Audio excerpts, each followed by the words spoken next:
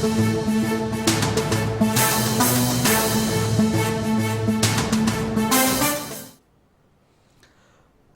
స్వేచ్ఛ ఆత్మహత్య కేసులో దర్యాప్తు స్పీడప్ అయింది. ఈ క్రమంలోనే పోలీసుల ఎదుట పూర్ణచందర్ లొంగిపోయాడు. యాంకర్ స్వేచ్ఛ ఆత్మహత్యకి పూర్ణచందర్ అని కుటుంబ సభ్యులు ఆరోపిస్తున్నారు. మరోవైపు స్వేచ్ఛ సూసైడ్ పై పూర్ణచందర్ లేఖ విడుదల చేశారు.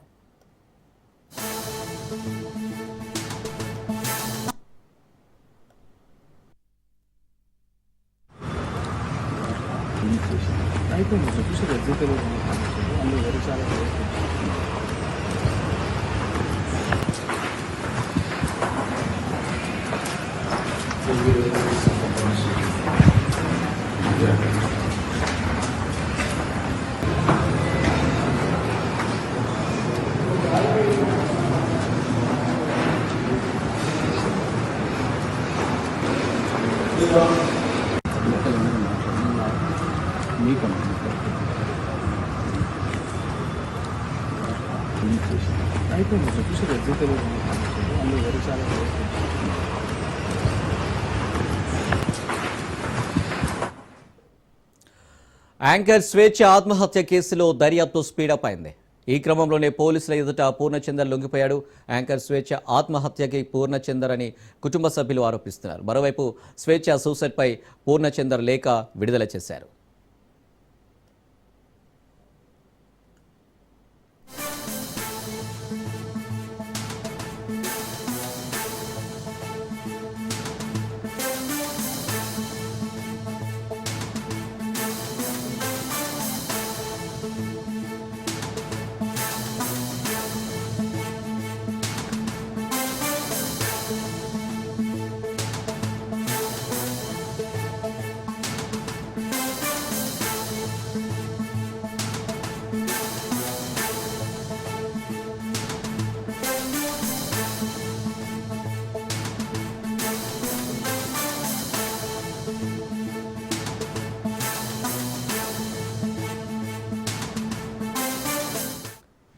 యాంకర్ స్వేచ్ఛ ఆత్మహత్య కేసులో దర్యాప్తు స్పీడప్ అయింది. ఈ క్రమంలోనే పోలీసుల ఎదుట పూర్ణచందర్ లొంగిపోయాడు.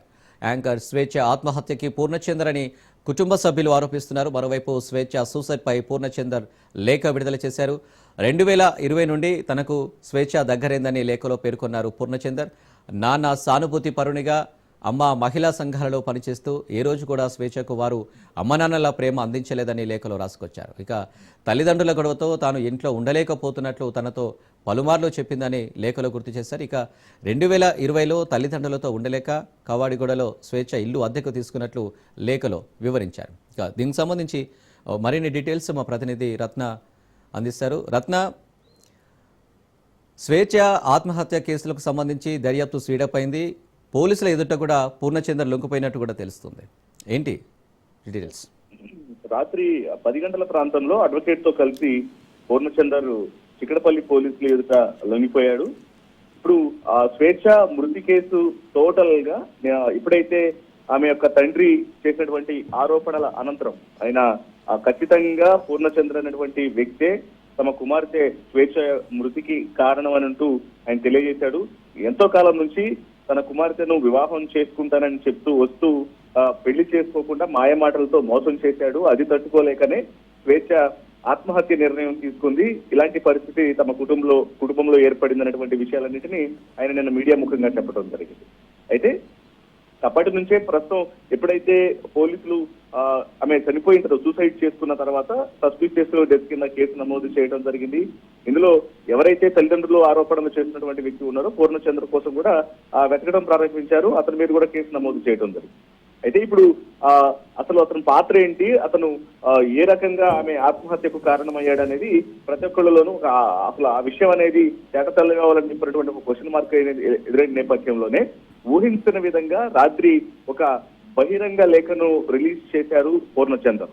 మొత్తం ఇందులో ఆయన మెన్షన్ చేసినటువంటి విషయాలు ప్రతి ఒక్కళ్ళని షాకింగ్ కు గురి చేసినటువంటి విషయాలంటే ఆయన మెన్షన్ చేయడం జరిగింది. అయితే ఏదైతే స్వేచ్ఛ తల్లిదండ్రులు తన మీద చేసినటువంటి ఆరోపణలు ఉన్నాయో, ముఖ్యంగా తండ్రి మీడియా ఎదుట మాట్లాడినటువంటి మాటలు కావచ్చు, అలాగే ఆ కూతురు స్వేచ్ఛ కూతురు అరణ్య చేసినటువంటి కామెంట్స్ కావచ్చు, వీటన్నిటి మీద కూడా ఆయన వివరణ ఇస్తూ తనకున్నటువంటి స్వేచ్ఛతో ఉన్నటువంటి రిలేషన్ ను మెన్షన్ చేస్తూ ఆయన ఒక సుదీర్ఘమైనటువంటి లేఖను రాయడం జరిగింది. అందులో కొన్ని కీలక విషయాలను మెన్షన్ చేశారు.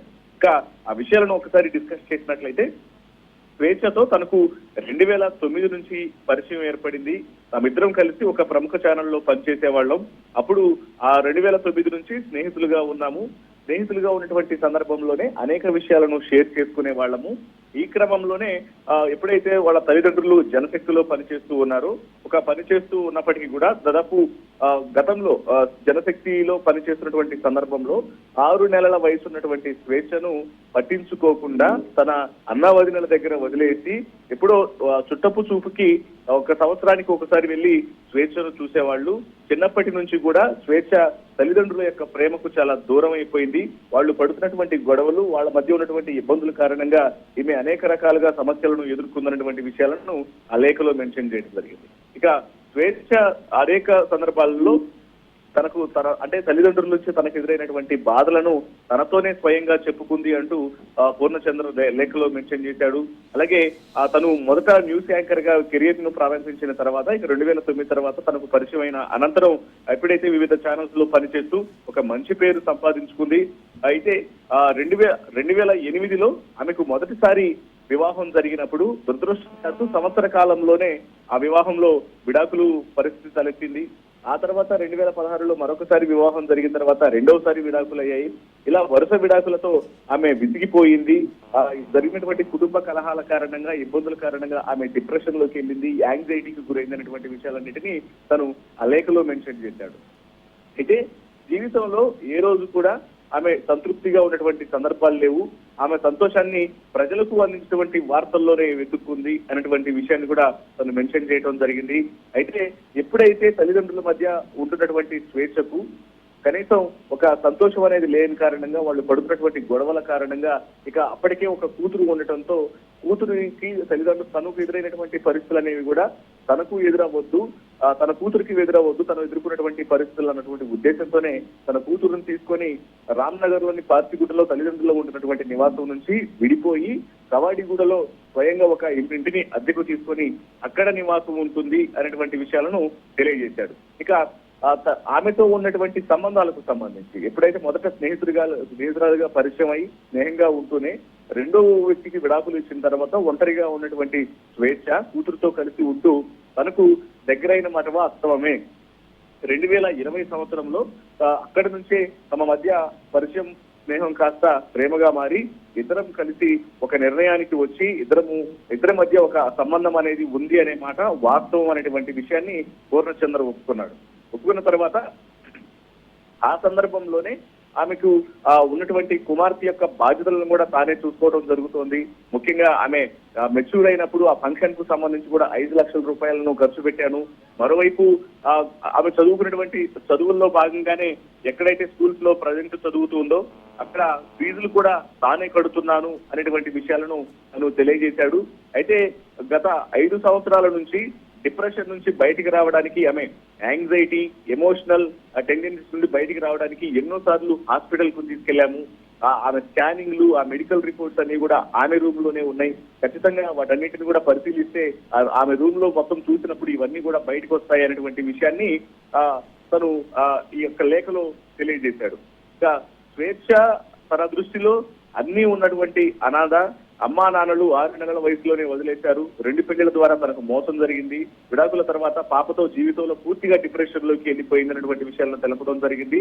సో ఇలా అనేక కీలక విషయాలను మెన్షన్ చేయడం జరిగింది. అయితే ఎప్పుడైతే ఇన్సిడెంట్ అనేది చోటు చేసుకుందో, ఇన్సిడెంట్ చోటు చేసుకోవడానికి ముందు రోజు తన తండ్రి మధ్య కూతురు మధ్య జరిగినటువంటి విషయం, ఒక ఏదైతే కన్వర్జేషన్ ఉందో ఆ కన్వర్జేషన్ లో భాగంగానే ఇప్పుడు పూర్ణచంద్రతో విభేదాల కారణంగా లేకపోతే అతనితో కొంత దూరం అవ్వాలనేటువంటి విషయాలకు సంబంధించి కూడా తండ్రి మాట్లాడాడు. కాబట్టి స్వేచ్ఛ తన తండ్రితో కలిసి కూర్చొని మాట్లాడినటువంటి సందర్భంలోనే అక్కడ కొన్ని ఇబ్బందికరమైనటువంటి మాటలు తండ్రి స్వేచ్ఛను అడిగారు.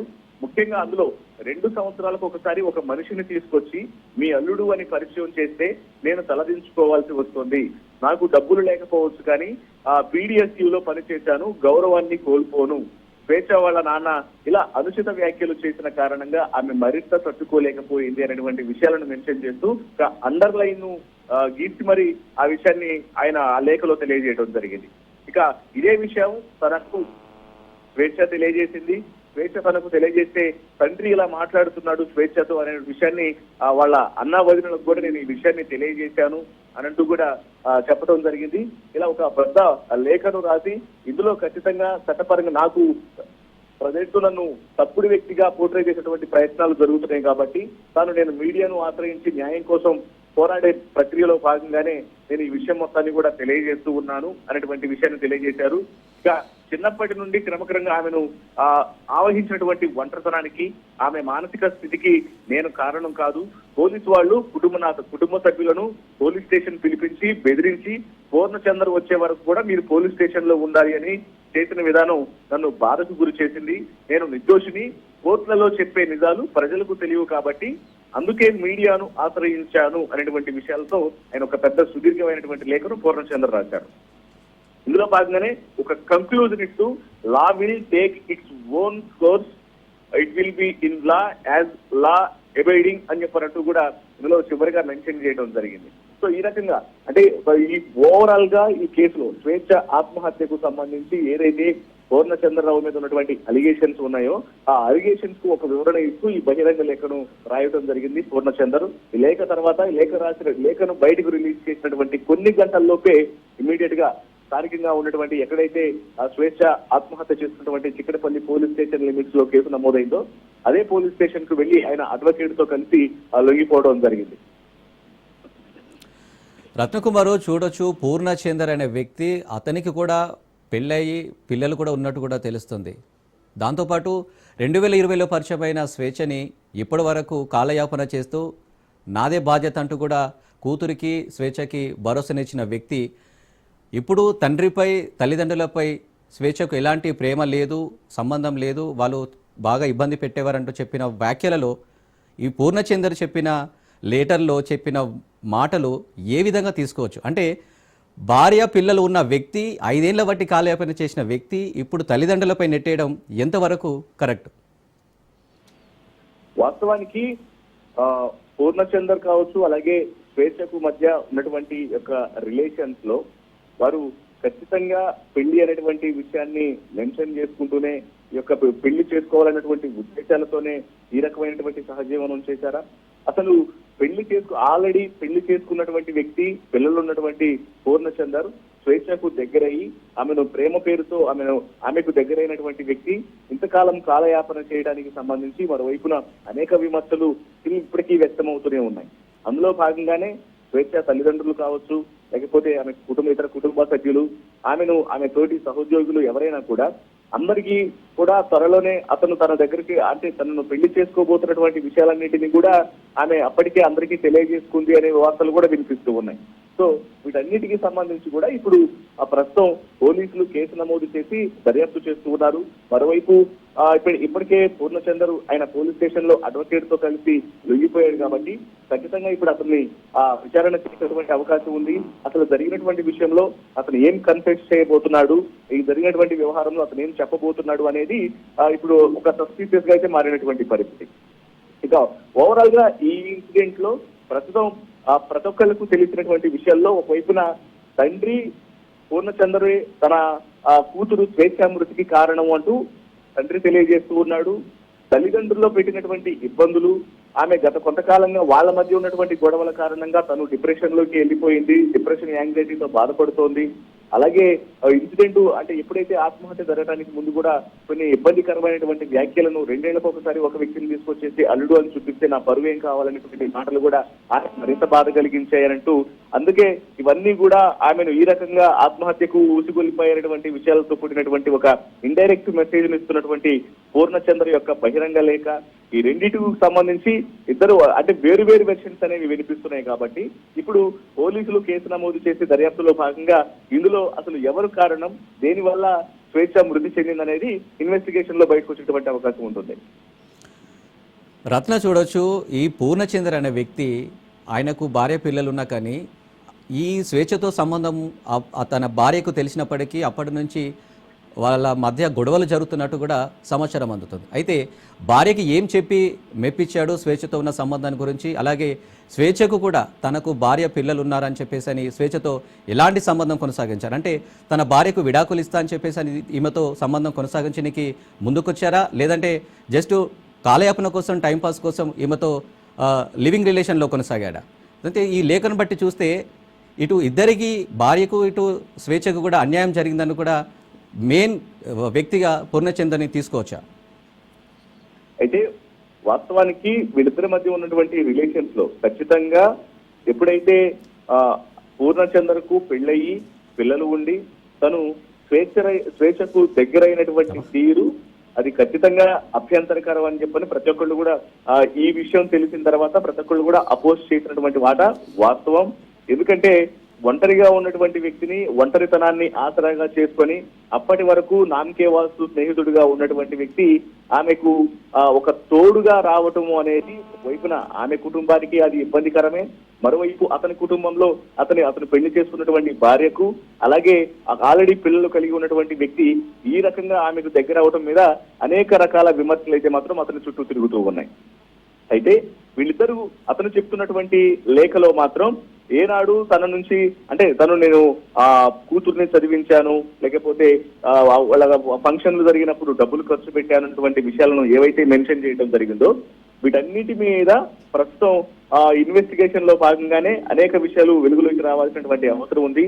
ముఖ్యంగా ఒకవైపున పోలీసుల కేసు దర్యాప్తు అనేది అటుంచితే ఇప్పుడు అతను రాసినటువంటి లేఖ కావచ్చు, జరిగినటువంటి పరిణామాలు, తల్లిదండ్రుల యొక్క వర్షన్ మొత్తాన్ని పూర్తిగా ఓవరాల్ గా ఈ సినారియోని గమనించినట్లయితే మాత్రం ఖచ్చితంగా ఆత్మహత్యకు సంబంధించి ఒకవేళ ఆమె యాంగ్జైటీ, డిప్రెషన్స్ లాంటి వ్యవహారాలతో బాధపడుతూ ఉన్నప్పటికీ పూర్ణచంద్రరావు చెప్పినట్లు, లేకపోతే మరోవైపున తండ్రి ఆ ముందు రోజు మాట్లాడుతూ అతనితో ఆమెను కొన్ని రకాలుగా కొంత ఇబ్బందికరమైనటువంటి మాటలు మాట్లాడినప్పటికీ కూడా ఇతని యొక్క ప్రమేయానికి సంబంధించి ఇతను అంటే పెళ్లి చేసుకుంటాను అని చెప్పి దగ్గరైనటువంటి వ్యక్తి, మొదటి భార్యకు విడాకులు ఇచ్చి తనతో ఉంటాను అని చెప్పినటువంటి వ్యక్తి ఇప్పుడు దీన్ని ప్రొలాంగ్ చేస్తూ వస్తూ ఉన్నాడు కాబట్టి ఆమె తట్టుకోలేకపోయింది అనేటువంటి రీజన్ ఏదైతే ఉందో ఇది కూడా ఆమెను ఆత్మహత్యకు ప్రేరేపించడంలో ఒక భాగమా అని చెప్పారంటే ఇందులో అవును అనేటువంటి వ్యక్తులు కూడా కొంతమంది ఉన్నారు.